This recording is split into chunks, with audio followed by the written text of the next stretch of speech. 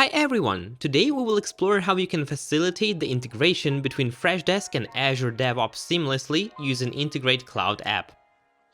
Here you have two options. Either create a new work item right from the Freshdesk ticket or link the ticket to an existing work item. To create a new work item from the Freshdesk ticket, click on the corresponding button and here fill in all the details such as project, work type, priority, severity, pick the needed area, add title and description, and if needed attach files.